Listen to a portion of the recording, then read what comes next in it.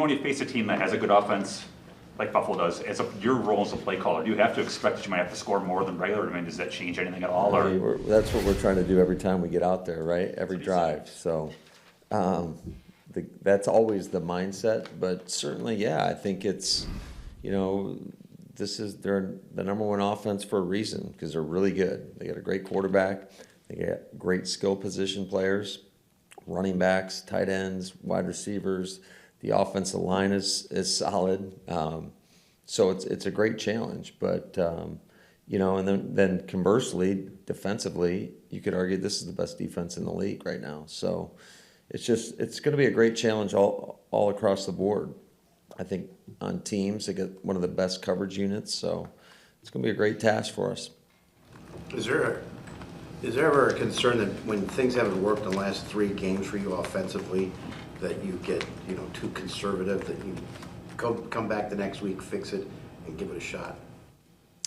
Yeah, I mean, every week that's never the mindset, right? Is to get conservative. It's to do whatever's going to move the football. Why, you think we've been a little too conservative? Just asking. Okay.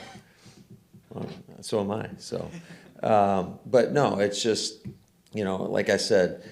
What we have to do, we have got to make sure we do a great job of getting in, either staying out of third down or getting in those third and manageables so we have an opportunity to convert. And if we convert, obviously that leads to more plays and a possibility for some points. So, but, just we haven't done a great job on third down. So that's really kind of been the story so far. Is Christian Watson trending toward plan, Matt? He's gotten through 2 practices. We'll see how he's does today. So, I'd say I'm cautiously optimistic. You wouldn't never force a guy out. I shouldn't say force. That's the wrong way to put it. But with Allen, didn't think he was going to play, and with Randall obviously not playing, I don't want to say you kind of need him, right? I'm not saying you're going to say go out there and play the hell with it, but yeah, no, we certainly do need him, but. You're not going to treat it any differently than if those guys were available. That's not fair to our player, to the player or our team. So, and especially with just kind of his history so far, we want to make sure that he's good to go before we put him out there. Matt, I want to get your perspective on this. Looking at their situation, is it a challenge coming off an emotional win, a big benchmark win for them, and then having a bye the week after, and then having to come back and wait all the way till Sunday night to play again? I think every situation is a little bit different. I'm not in that building. I don't know how that team is, the vibe around the team or whatever. But I don't think they have a problem getting up for any game. They've been pretty consistent, I would say, over the last couple of years, and have, usually you get their best. After Rashawn Gary and Preston Smith, who's graded out the best? Who's improved the most at outside linebacker for you this season?